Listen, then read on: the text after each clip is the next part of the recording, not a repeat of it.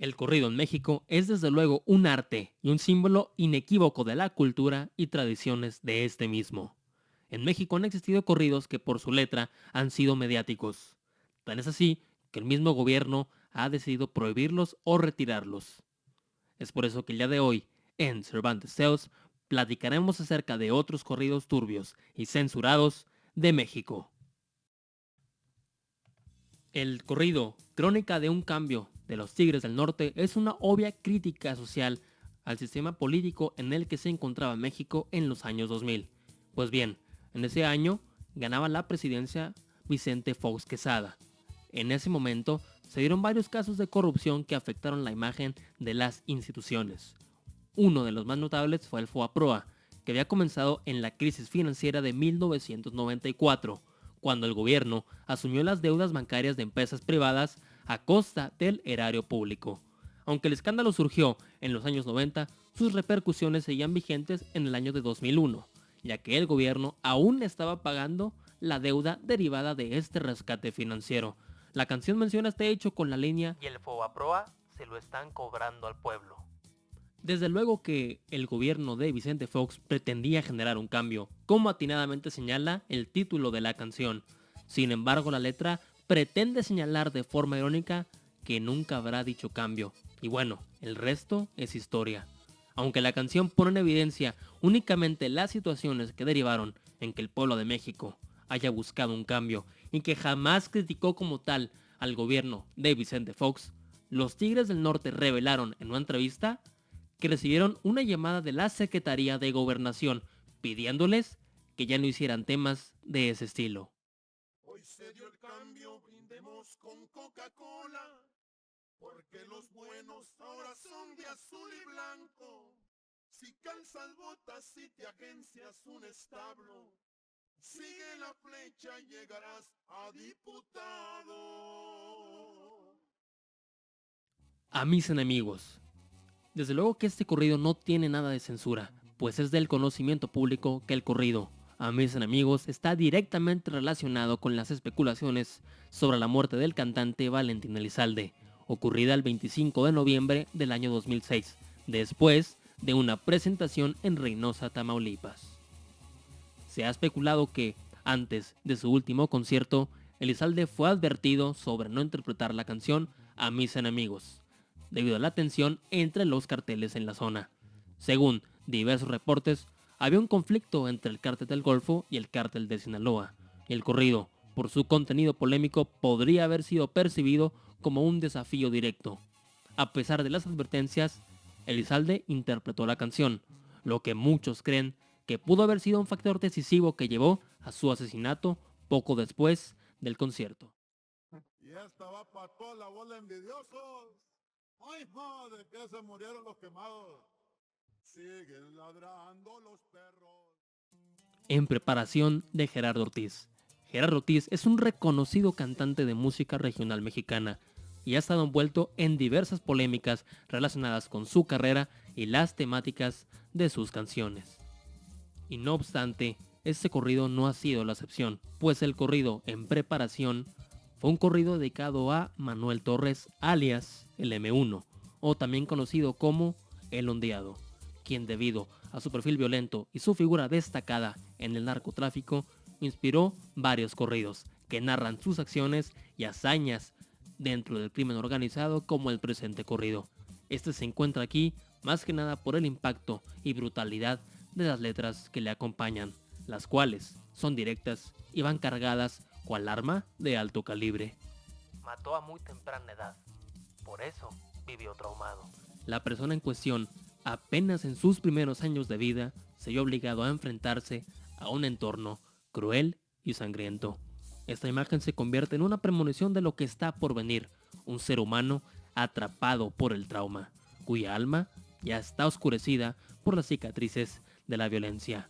La frase sugiere que este joven de alguna manera está condenado a un destino violento. Si no sirves para matar, sirves para que te maten. Esta frase no solo demuestra un nulo respeto por la vida, sino que también refleja una aterradora perspectiva sobre el poder, pues solo hay dos opciones, ser el cazador o ser la presa. Aquí la muerte se convierte en una constante y fría compañera, una que define la existencia del protagonista y que refuerza la sensación de que está completamente preparado para matar, como una máquina de guerra imparable, diseñada para eliminar a cualquier enemigo. La violencia es su destino y su vida se ha convertido en un ciclo de muerte tras muerte. Desde aquí en Cervantes Tales, donde siempre analizamos historias de terror y analizamos otras cosas que pueden ser objeto de una historia de terror, concluyo que la letra de En Preparación no es solo un relato de crimen, sino una historia de terror, en donde la violencia y la muerte se presentan como fuerzas incontrolables que consumen todo lo que tocan. El protagonista es una figura de terror, no solo por su capacidad de matar, sino por la forma en que ha sido transformado por el entorno que lo rodea, convirtiéndose en una máquina de destrucción. El terror aquí no está en lo que es, sino en lo que representa. Una vida donde la muerte es la única compañera y la única forma de escapar es la muerte misma.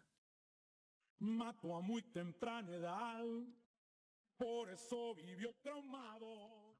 El corrido El Niño Sicario presenta un fuerte relato sobre la transformación de un joven en un sicario.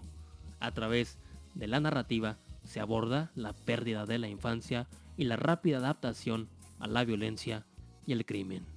La canción comienza con un bautizo de sangre. La primera estrofa es un punto de no retorno. Ya te manchaste las manos de sangre, ni modo, ya no queda de otra, no más queda entrarle. El protagonista tiene menos de 15 años, con la apariencia de un niño, pero con un destino marcado por la violencia. El adoctrinamiento comienza rápido, lo convierten en un sicario antes de que pueda entender lo que eso realmente significa. Pues la letra describe cómo el niño se ve obligado a endurecerse.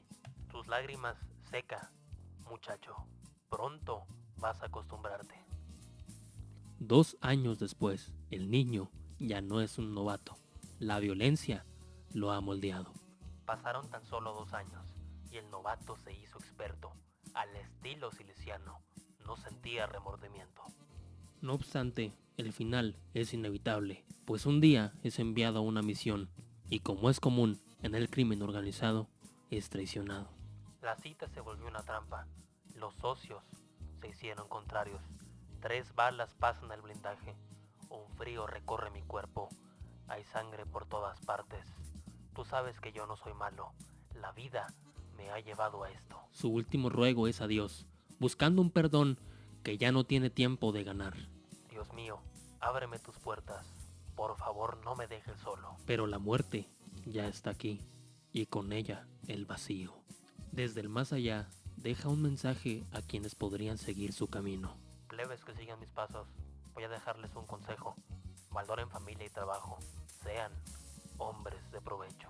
Es la ironía suprema, pues el niño sicario que antes creía que el crimen era su única opción, ahora entiende que hay otra salida, pero ya es demasiado tarde para él, y su sentencia es demoledora. En la mafia hay 2 cosas seguras, o la cárcel o la muerte. Él encontró la segunda, y apenas tenía 17 años. Bienvenido al mundo real, ahora eres un sicario. Siempre en el rancho JGL pa' presidente. No se hagan el Iván Archibaldo en los botones. Voten por Joaquín en las elecciones. Iván Archibaldo en los botones. Voten por Joaquín en las elecciones. No hay mucho que decir que no se haya dicho ya de esta canción. La canción Cuerno Azulado es una canción de los artistas mexicanos Natanael Cano y Gabito Ballesteros, que iba a formar parte del álbum Nata Montana. Sin embargo, Natanael Cano, a través de sus redes sociales, confirmó que la canción ya no formaría parte del disco. No obstante, en las plataformas digitales empezaron a circular fragmentos de Cuerno Azulado, los cuales permitieron que la canción ganara notoriedad y se difundiera ampliamente, a pesar de no haber sido publicada oficialmente. La filtración y difusión en redes sociales contribuyeron a que el tema se volviera viral y generara controversia debido a su contenido. La opinión pública llegó a considerar que el gobierno del expresidente Andrés Manuel López Obrador tuvo algo que ver tras la censura de esta pieza, lo cual se puede considerar desmentido, toda vez que Gabito Ballesteros dijo en una entrevista que Cuerno Azulado no salió por temas de disquera. Pero vayamos al fondo de la canción y analicemos la letra. En el primer verso se menciona el cuerno de chivo azulado, una referencia al AK-47, un rifle automático conocido por ser comúnmente usado en enfrentamientos violentos dentro del crimen organizado. El hecho de que se describa el arma de esta forma no es accidental, pues resalta la legitimidad que la violencia adquiere en ese contexto. El gobierno pactado sugiere una relación oscura entre las autoridades y los cárteles de droga. En otras palabras, el narcotráfico no se lleva a cabo sin el consentimiento, la indiferencia o incluso la colaboración de ciertos sectores dentro del gobierno. Cuerno de chivo azulado, gobierno pactado, delincuencia organizada, ya saben que... Este verso resalta la presencia indiscutible de la delincuencia organizada en la vida diaria.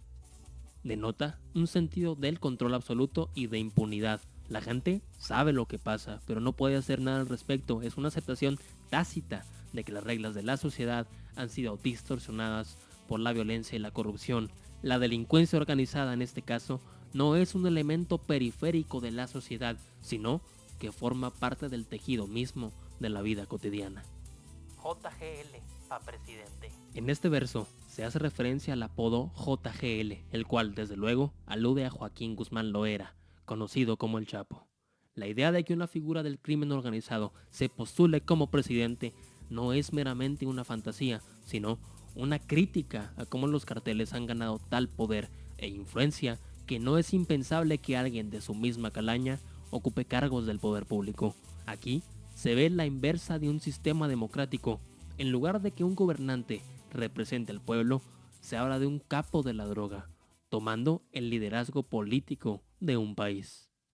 Como conclusión de la canción habla totalmente de la normalización del crimen organizado, pues pinta un retrato sombrío de la violencia, el narcotráfico y la relación entre las instituciones gubernamentales y los carteles. La letra es explícita y cruda en cuanto a la normalización de las prácticas delictivas y cómo estas prácticas han permeado la sociedad y la política, creando un mundo en el que la vida, la muerte y el poder se juegan de acuerdo a las reglas de los carteles.